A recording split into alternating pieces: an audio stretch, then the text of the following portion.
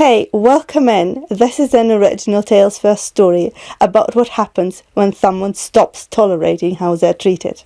Let's begin. When I got hospitalized, my parents refused to look after my 5-year-old. "The child is a nightmare," they said right in front of her. Then drove off on a luxury sea tour with my sister's kids. Later, my aunt walked in and said, when my parents saw her, they went pale. If you've ever watched adults do that thing where they put on their concerned face because there are witnesses, you already know how this starts. One minute, my daughter Mila and I were doing our normal after-school routine. Snack negotiations, the eternal debate of, is a granola bar a cookie? Her telling me a story that began with, so there was a dragon, but also a teacher, and ended somewhere near the extinction of humanity. The next minute, we were in the hospital. I'm not going to make this a medical drama. I'm not interested in describing machines or beeping or whatever. The only important detail is this. I was stuck behind a curtain, and Mila was stuck being 5. She stood close enough that her little fingers kept catching on my sleeve. Not pulling, not tugging, just holding on, like if she let go, I might vanish. Her eyes were wide in that way kids get when they're trying to be brave because they can feel the adults around them are scared. A nurse leaned in and spoke in a voice that was gentle but also very clear in a "we do this all the time" way. "Is there anyone who can come take your daughter?" she asked. "She can't stay back here." I remember looking at Mila and thinking, of course she can't stay back here. This place is basically a maze of sharp corners and adult panic. "I can call my parents," I said, and I heard my own voice trying to sound normal. Like this was just inconvenient, not terrifying, because, listen, my parents live nearby. They are the kind of people who are always busy, but also the kind of people who love appearing helpful in public. The hospital is like a stage with fluorescent lighting. Surely they would show up. I gave the nurse their numbers. Mila pressed closer to me and whispered, "Are we going home soon?" "Soon," I said, because that's what moms do. We say soon like it's a magic spell. The nurse stepped out, made the call, came back and said, "They're on their way." Mila exhaled like she'd been holding her breath with her whole body. "Grandma's coming?" she asked. "Yes," I said. "Grandma and Grandpa." Mila nodded so hard her ponytail bobbed. Then she climbed onto the chair beside the bed and folded her hands in her lap like she'd been instructed by an invisible teacher to be good. That's the thing about Mila. She's not a nightmare. She's sensitive. She's intense. She feels things with her entire face. But she tries so hard. And honestly, the only nightmare in that room was the growing realization that I could not physically protect her from what was about to happen. My parents arrived about 40 minutes later. I know because Mila kept asking, "How many minutes now?" And I kept glancing at the clock like I could make time behave if I stared hard enough. The curtain swished.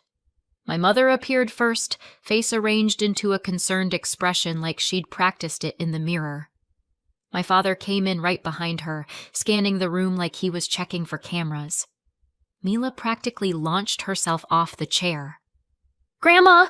she cried, and ran to my mother like she was an answer. My mother bent down and opened her arms. She hugged Mila, tight, theatrical. The kind of hug you give when you want the world to know you're hugging. "Oh, sweetheart," my mother cooed, and then she looked past Mila at me. "Tessa, what happened?" I tried to sit up and failed. I tried to smile and failed. I tried to keep my voice calm. "I need you to take Mila," I said. "Just for tonight. I don't know if they're keeping me." There was a moment, just a heartbeat, where I truly believed she would say yes, because this is a normal request. This is what families do. This is what grandparents do. My mother's expression flickered. Not concern, calculation. Then she did a little laugh. Light, breezy, the kind of laugh adults do when they want to make something feel smaller, more manageable, more not their problem. "Oh, Tessa," she said, and she didn't even lower her voice. She said it right there in front of Mila, like Mila was a lamp, like Mila was furniture. "She's a bit of a nightmare. You know what she's like." Mila heard it. You could see it hit. Her shoulders went in. Her face went blank in a way that made my stomach drop. She didn't cry immediately. She just froze, like her little body was deciding whether it was safer to disappear. I felt something snap inside me. Not rage exactly. More like clarity. "Don't say that in front of her," I said. I kept my voice steady because Mila was watching me. "Please, just take her." My father shifted his weight and glanced at his watch. "We can't," he said. Just that. No apology. No explanation. Like I'd asked him to water my plants. I stared at him. "What do you mean you can't?" I asked. My mother sighed. Her eyes darted toward the nurse's station beyond the curtain as if she wanted to keep her image intact. "We're busy," she said. "We can't do this right now." I let out a sound that wasn't quite a laugh and wasn't quite a sob. "I'm in the emergency room." My mother's mouth tightened. "And you're awake. You're talking. You're fine."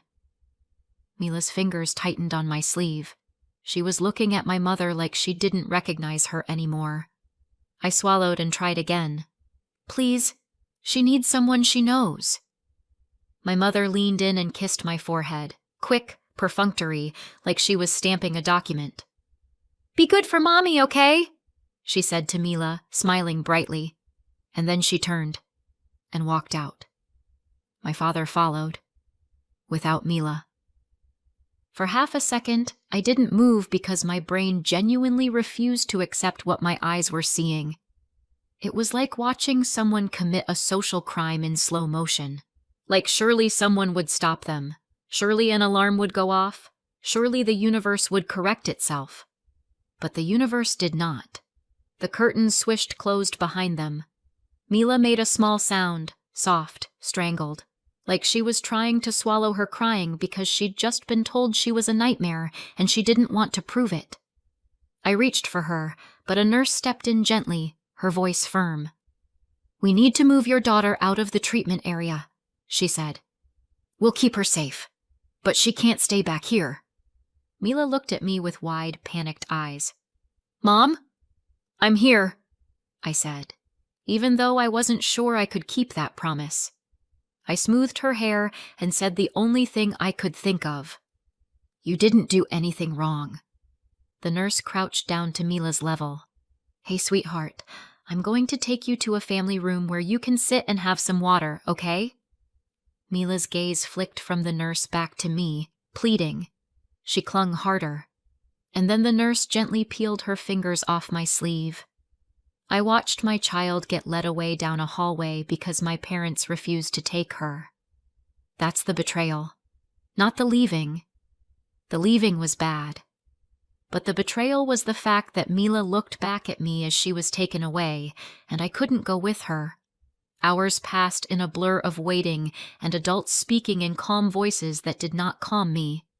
Every time someone came near, my first question was the same. "Where is my daughter?" "She's safe," they told me. "Is she with my parents?" I asked. There was always that pause, that tiny, careful pause. And in that pause, I learned a new kind of fear. When I finally got my phone back, my hands were shaking so hard I almost dropped it. I had no messages from my mother. No, "How is it going?" No, "Do you need anything?" No, "Mila is okay." Nothing. The next afternoon, when they finally handed my phone back for more than 2 minutes, I had notifications.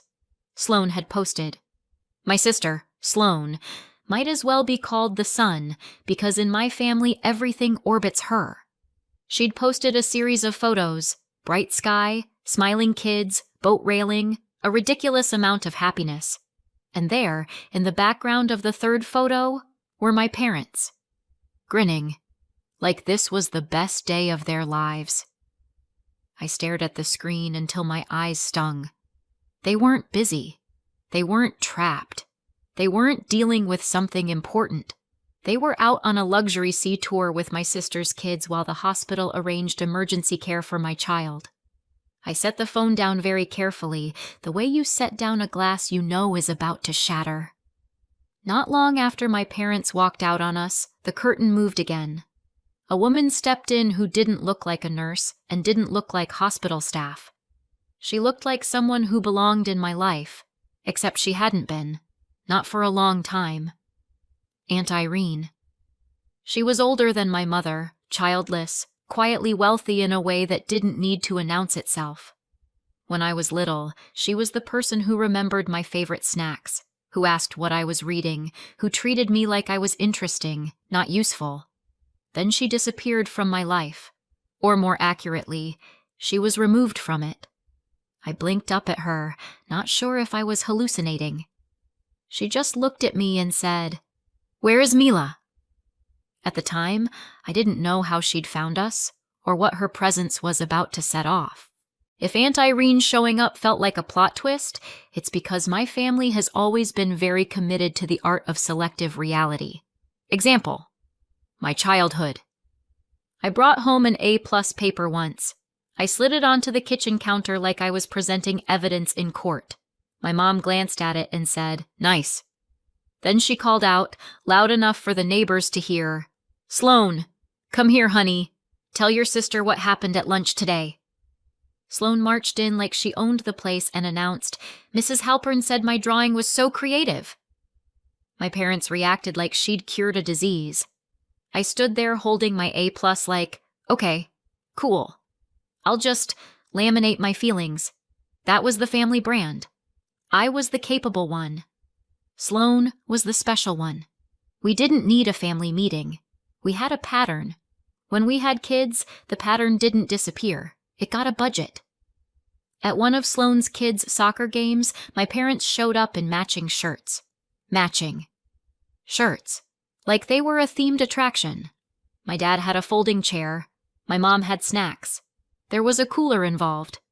A cooler. When it was over, they took 47 pictures, posted 3, and called it the best day ever. 2 weeks later, Mila had her little preschool presentation.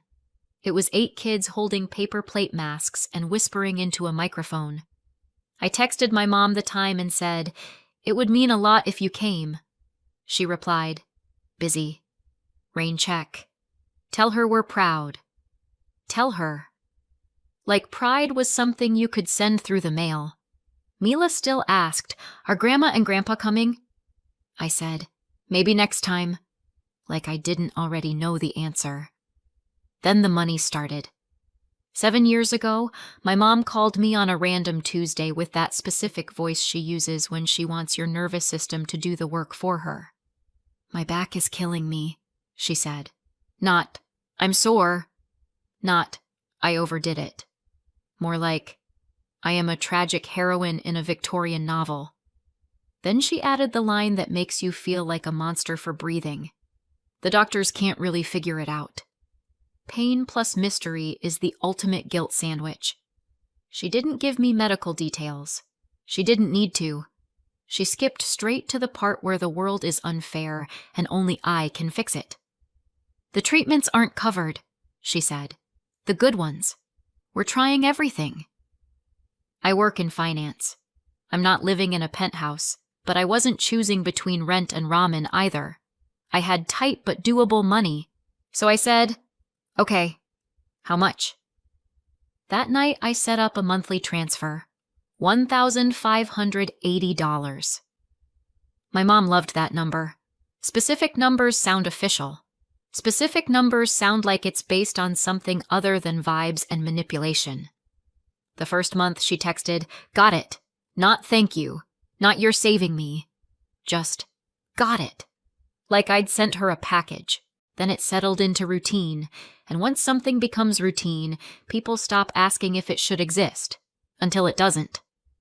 The extras started about 3 months in. They always arrived like a pop quiz. "We need a deposit today." Her back flared again. This new place might finally help.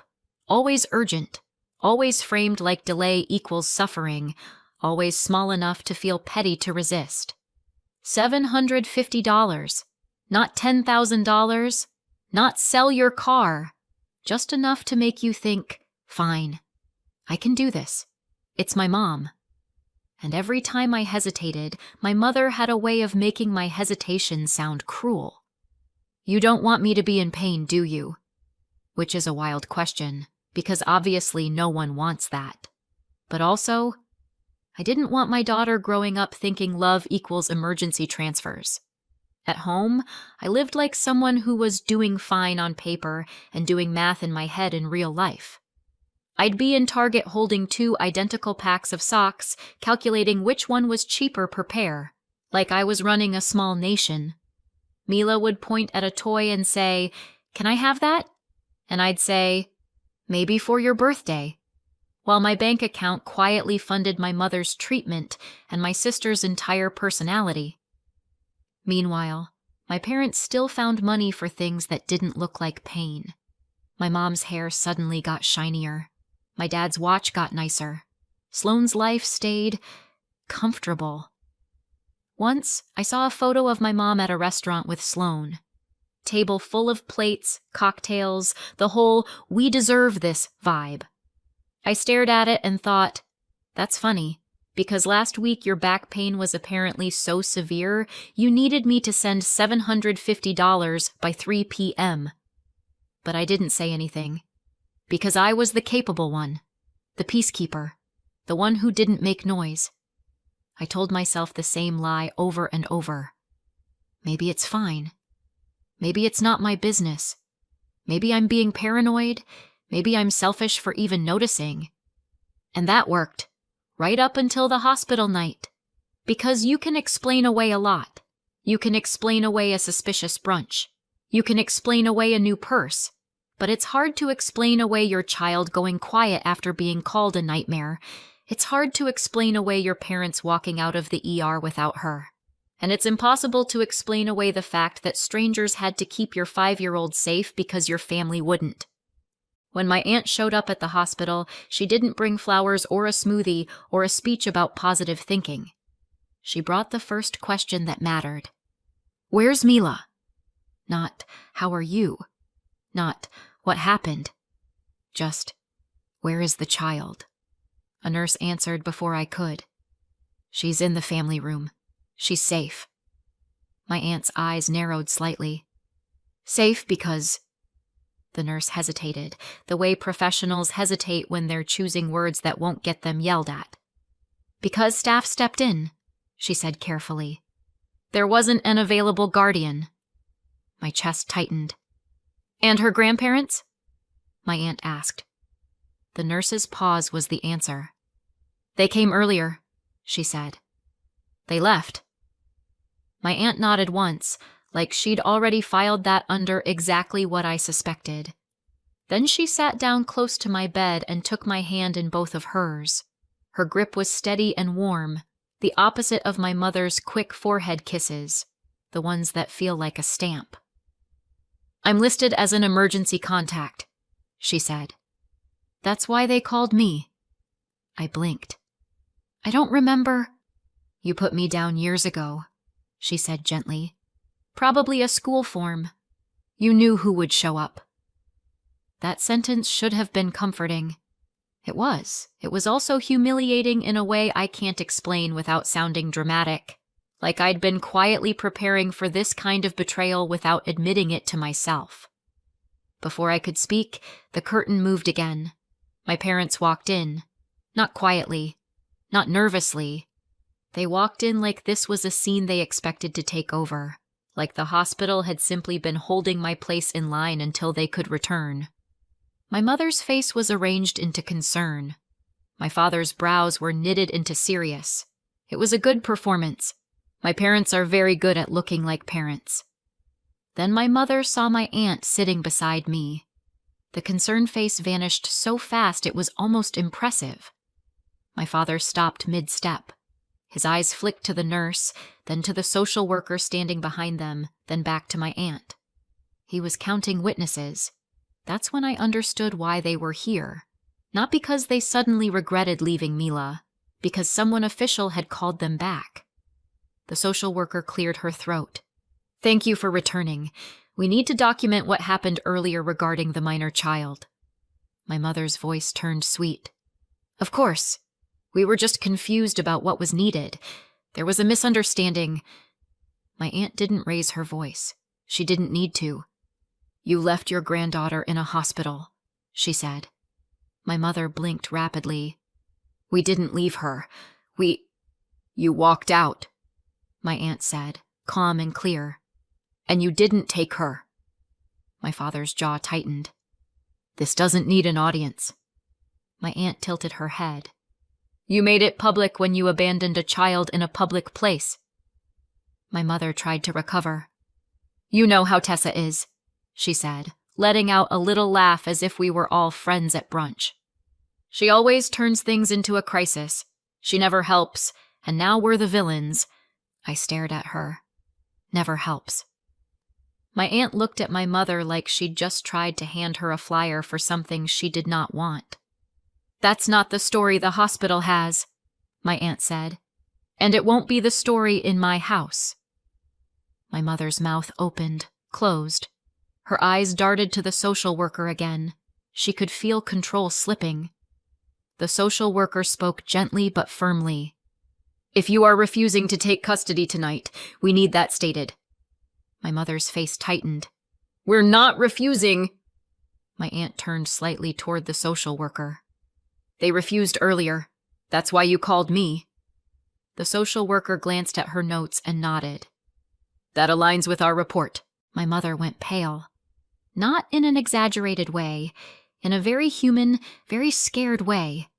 The look of someone realizing a paper trail now exists. My father cleared his throat. "Where is Mila?" "In the family room," the nurse said. "With staff." My aunt stood. "She's coming with me." My mother's head snapped up. "Excuse me?" "I'm taking her tonight," my aunt said. "And tomorrow. And for as long as it takes." My mother's voice sharpened. "You can't just take our granddaughter." My aunt didn't flinch. "You had your chance." The social worker looked at my aunt. "You are listed as emergency contact, correct?" "Yes," my aunt said. The social worker nodded. "Then we can document temporary care transfer to you." My mother's face did something awful. It tried to smile, and it couldn't. She turned to me, voice suddenly soft. "Honey, we'll take Mila now. We were just overwhelmed earlier." I heard, as if it echoed off the hospital walls, "The child is a nightmare." I didn't answer. My aunt asked the nurse to bring Mila in. When Mila walked in, she didn't run to anyone. She moved slowly, like she didn't trust the room anymore. She looked at me first, then at my mother, then back at me. My aunt crouched to her level. "Hi, sweetheart," she said. "I'm going to stay with you tonight." Mila's eyes widened. "Are you taking me?" "Yes," my aunt said. "Your mom's going to be okay, and you're going to be safe." Mila looked at me like she needed permission. I nodded, throat too tight to speak, and Mila leaned into my aunt like she'd been holding her own weight for hours and was finally allowed to stop. My mother made a small sound like she wanted to argue. The social worker didn't even look up. "This is documented," she said. My parents left. Again. And this time the room didn't feel emptier. It felt cleaner. After Mila left with my aunt, the room went quiet in a way that should have felt peaceful. It didn't. It felt like someone had turned the volume down on my life and left me alone with the part I'd been avoiding for years. I stared at the ceiling and tried to rest, but my brain kept replaying one moment on a loop. My mother saying, "The child is a nightmare," like it was a joke, like Mila wasn't standing right there. I didn't see my aunt again that night. That made sense. Mila needed an adult. I needed stitches in my life, not conversation. The next morning, when the hospital finally let me sit up without hovering staff nearby, my aunt walked in again. She looked tired. Not fragile tired. Determined tired. The kind of tired you get when you've been up with a child who isn't yours, but is trying very hard not to cry. She sat down, exhaled, and said, "Mila fell asleep holding my hand." My throat tightened. "Was she okay?" "She was scared," my aunt said simply. "But she's okay. She's safe." Then she paused, and her expression shifted into something almost awkward, like she was about to say something she didn't like saying. "I need you to know something," she said. I braced myself. "They've been talking about you for years," my aunt said. "Your parents. Not loudly. Not in a way you could point to and prove. Just little comments. Little stories." My stomach dropped. "What kind of stories?"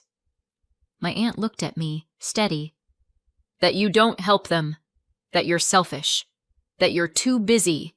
That you make everything difficult." I stared at her. "And," my aunt added, voice tightening slightly, "even if that were true, it still wouldn't excuse what they did last night. You don't abandon a child. You don't say things like that in front of her and walk away." For a second, all I heard was the phrase, "even if that were true." I blinked. "What do you mean, even if that were true?" My aunt frowned. "I mean, that's what they've said. I'm not saying I believe it now. I'm saying it doesn't matter. It's still not okay."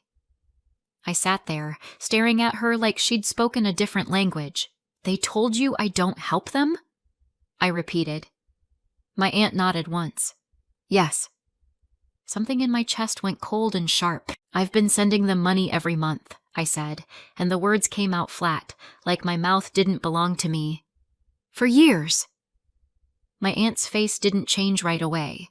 She just looked confused, like she was waiting for the punchline. I swallowed. "A monthly transfer. $1,580. My aunt went very still. "Tessa." "I thought it was for my mom's back pain," I said. "Treatments. Things insurance wouldn't cover. That's what they told me, and then there were extra payments when she was flaring or when there was a deposit due." My aunt's mouth parted slightly. She didn't speak. She just stared.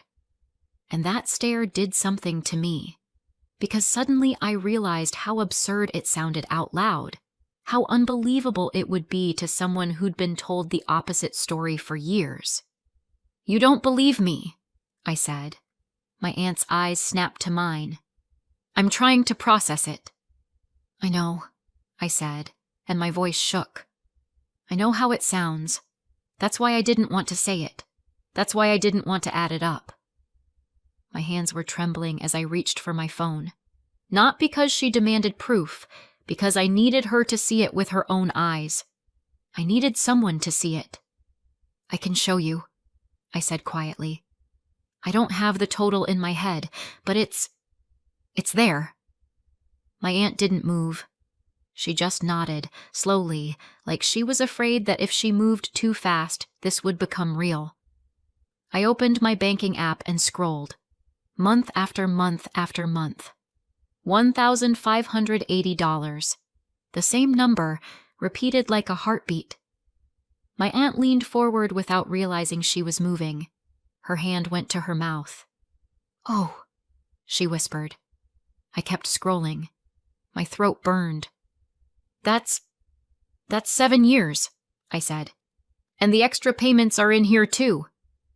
My aunt's jaw actually dropped. Not in a dramatic way, in a stunned, quiet way that felt worse than shouting.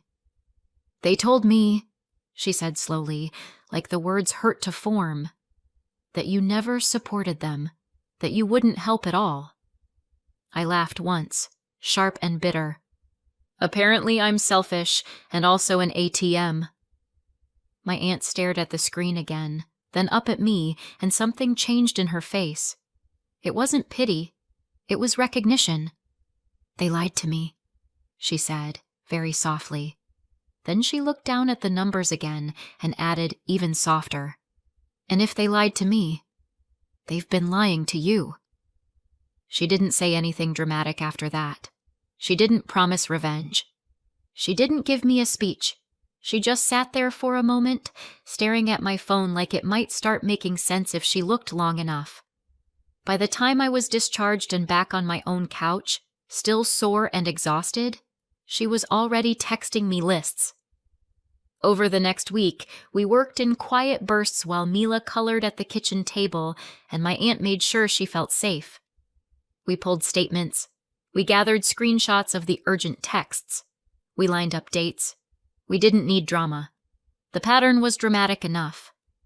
Then my aunt hired a forensic accountant and a private investigator, not to break into anyone's bank, to trace what could be traced from my records, build a timeline, and verify what my parents claimed versus what they actually did in public. When the first preliminary report came in, my aunt slid a slim folder across my kitchen table and said, "This is just the beginning." I opened it and saw my life turned into a clean summary. I looked up. "So what now?" My aunt folded her hands. "We don't confront them at home," she said. "We do it where they can't rewrite it." My heart thudded. "Where?" She met my eyes. "In front of everyone," she said. "My parents love family gatherings the way actors love opening night. It's where they control the story. A few weeks later, there was a gathering. Everyone was there. Relatives, cousins, a couple family friends. My mother was glowing, playing hostess like nothing had ever happened. My father hovered nearby, scanning the room like he was checking exits. Mila stayed close to me. My aunt arrived quietly, no announcement, no fuss, just calm. My mother's smile went too bright when she saw her. "Irene! What a surprise!" My aunt smiled politely, not warmly, politely. My mother floated through the room, making sure everyone saw her being wonderful. Then, inevitably, she tried to restart the script where I'm the problem. She laughed and said to a relative, loud enough for people to hear, "You know Tessa, always dramatic, always needs something." A few people chuckled. It was reflex. That's how scripts work. Mila's hand tightened around mine. My aunt stepped forward. "I'd like everyone to listen for a moment," she said. She didn't shout. She didn't beg. She spoke like someone who had already decided the conversation was happening. The room went quiet in slow motion. My mother blinked. "Irene, what is this?" My aunt opened her folder and said, "You've been telling people for years that Tessa never helps you." My mother's smile twitched. "Well," my aunt held up a hand. "I've seen the receipts." The air changed. "For 7 years," my aunt said, "Tessa has sent you $1,580 every month." My mother's face drained. My father's jaw clenched. My sister's smile faltered. My aunt continued, voice steady. 84 payments. That totals $132,720. Someone whispered, "That can't be right." My aunt didn't even look at them. "There were also 42 additional payments you requested as urgent, $750 each. That totals $31,500. She looked around the room and said the total like she was reading a verdict. $164,220. My mother went pale. My father stared at the floor. My sister looked like she'd been slapped. My mother tried to recover. Tessa offered. My aunt's tone stayed calm. These payments were tied to a story. Back pain treatment. My mother's voice rose. "My back pain is real." My aunt nodded once. "That isn't the question tonight." She held up a printed screenshot. "This is your message. Deposit due today or they cancel the program." Another. "This is, her back flared again. We need 750 by 3. Another. This next treatment might finally help." She looked around. "That is not casual support. That is pressure." My sister stepped forward, sharp. "This is none of your business." My aunt turned slowly. "It became my business when a child was abandoned." The room froze. Then my aunt said the line that landed like a dropped plate. "They came to the hospital," she said, looking directly at my mother and father. "They refused to take Mila, and my sister said, in front of that child, 'The child is a nightmare.'" My mother's breath hitched. My father's face went tight with shame. My sister's eyes flashed. My aunt kept going, voice still even. "They left.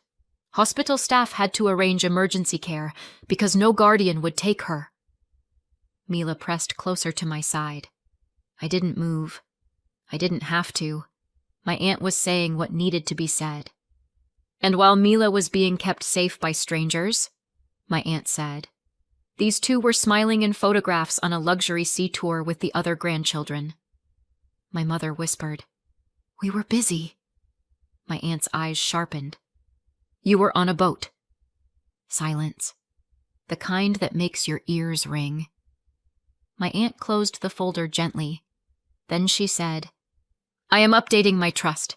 Effective immediately." My mother made a small sound, like her body tried to argue before her brain could find words. My father's face tightened with fear. My sister went still. My aunt's voice stayed calm. "Mila's future will be protected. Tessa will not be used as a financial source again." My mother finally found words. "You can't," my aunt cut her off, polite as a closed door. "I can." She looked around the room. "People who exploit family do not inherit from me. People who abandon children do not get rewarded for it." And that was it. No speech after. No messy shouting. No room for rewriting. The story had changed in front of witnesses. A year later, things were quieter. Not magically healed, not perfect. Just quieter in the way life gets when you stop feeding the chaos. And I didn't just cut them off. I decided to sue. Not because I wanted a dramatic revenge arc. Because once I saw the pattern, I couldn't unsee it. The money I sent for back pain treatment didn't line up with reality. It lined up with luxury trips, expensive outings with my sister's kids, and the kind of presents you buy when someone else is paying. My aunt recommended a lawyer who didn't get distracted by tears or offended outrage. The kind of lawyer who likes calendars, screenshots, and numbers. We didn't try to prove every single payment was misused. We couldn't. 7 years is a long time, and treatment is a convenient word when you want things to stay vague. But we proved enough. Enough messages tied to deposits and urgent appointments. Enough dates that matched spending, not care. Enough inconsistencies that the story my parents sold me stopped sounding like bad luck and started sounding like a system. So we pushed. And we won enough to matter. I recovered $68,000. $40,000 came as a lump sum. The rest came the slow way. $700 a month for 40 months. Every deposit felt like proof I wasn't crazy for trusting my own eyes. After the hearing, we went no contact except through the lawyer. Not for punishment. For protection. For Mila. For me. And then something unexpected happened. Life filled in the space they left. My aunt became a constant. Sunday visits. Quiet dinners. Someone who asked Mila questions and actually listened to the answers. Someone who never made her feel like she had to be smaller to be loved. She set up trust funds too, simple and solid. The kind of planning that says, you're safe and you're not alone.